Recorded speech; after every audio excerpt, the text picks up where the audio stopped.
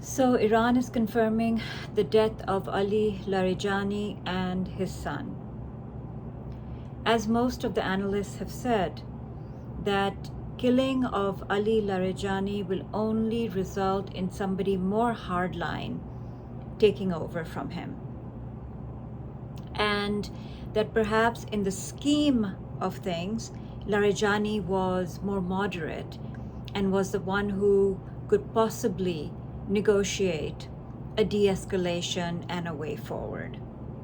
And that is precisely why Israel may have targeted and killed him, because they are very worried about a rapprochement or a climb down or a de-escalation, and they absolutely do not want Trump to find a way to de-escalate, because the killing of Ali Larijani will only force Iran to respond, and respond very, very aggressively, which they have tonight, both on Tel Aviv, Baghdad, and who knows where else.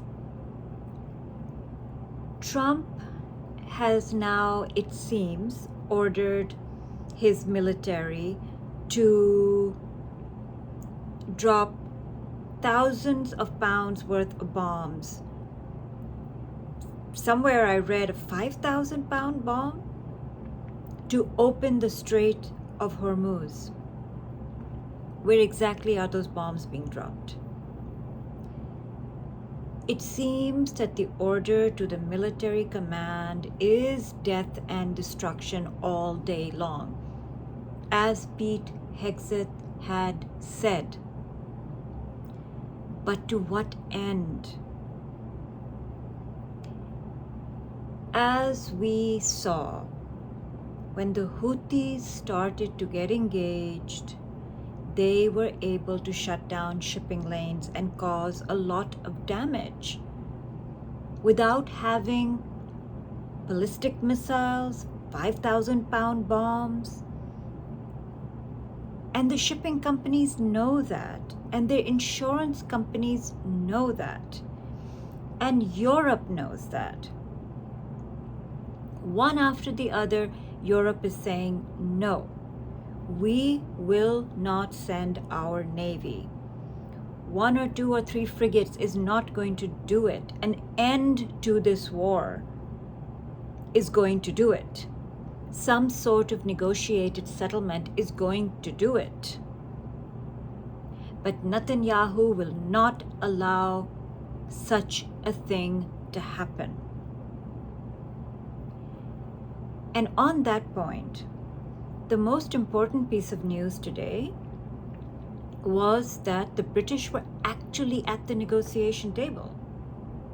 That the UK had sent its national security advisor to Oman for the last piece of negotiation. And they were quite surprised with how far Iran was willing to go and what Iran was willing to agree on. That it was far more than what Iran had agreed in 2015 in the JCPOA agreement. They were very, very surprised. However, they were quite surprised how Kushner and Witkoff seemed ambiguous and would not say whether this was progressing or not. Refused to say it.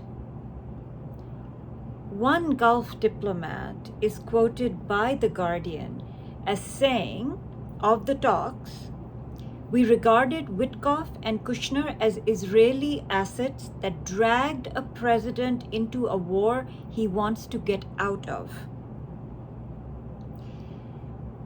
It seems that the British are now leaking this information because, one, Trump cannot stop abusing Keir Starmer, cannot stop abusing the British, and the British want that to stop, and also they want this war to stop because the damage is so huge.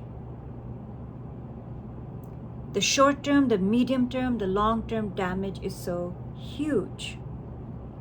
So they are full on providing this information, this very important information, that they were at the table, and they are confirming what the Omani foreign minister came to the US, got onto cable news and said the Iranians are going further than they did in 2015. He tried to forestall what he also knew was coming.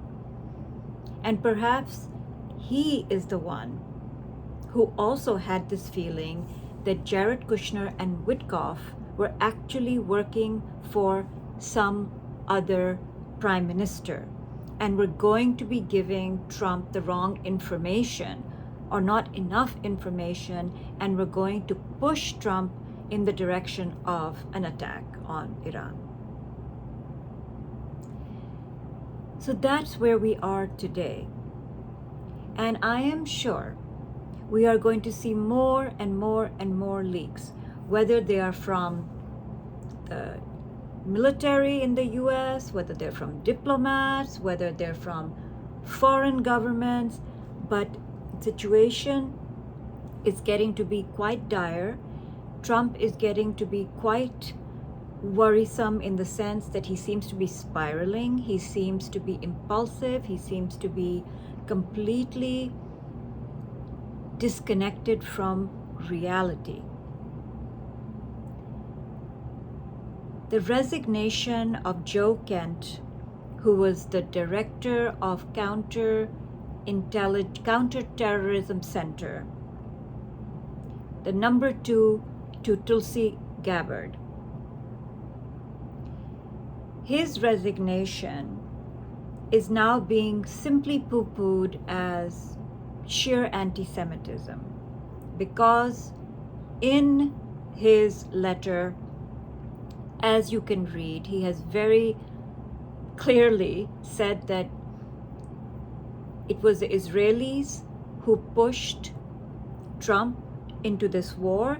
Israelis and media in this country that were making a false case for this war. And he also blames Israel for the Iraq war. And he also lays the blame for his wife's death on Israel by saying that she gave her life during that time.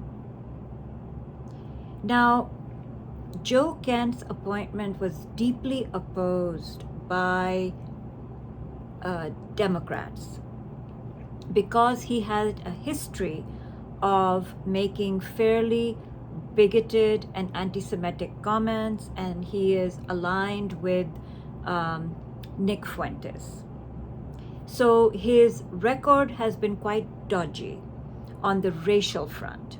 So there is a huge opening to try to dismiss this as anti-Semitism.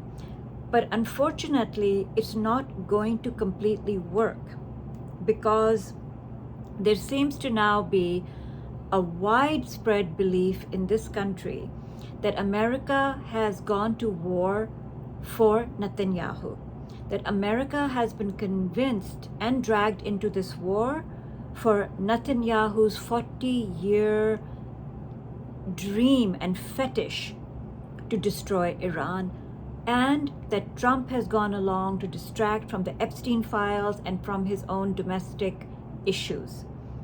So there is all of that which is countering what is rightfully said, that Joe Kent has an anti-Semitism problem, and he leans towards white supremacy, and he has a record of that. So even if he is saying something that is what majority of this country now believes and has some truth to it, because even remember, Marco Rubio stood with the press corps in Congress, in the House, and said that Israel was going to attack whether we liked it or not, whether we did it or not, and we had to do it because we knew that when Israel attacks, Iran will retaliate, so we had to preempt that retaliation. So Joe Kent is not that far off if the Secretary of State, Rubio, is saying the exact same thing. So tomorrow, Mr. Kent apparently will be doing an interview with Tucker Carlson, who again is extremely anti this war and has taken a very anti-Israel stand all of a sudden. Let us see.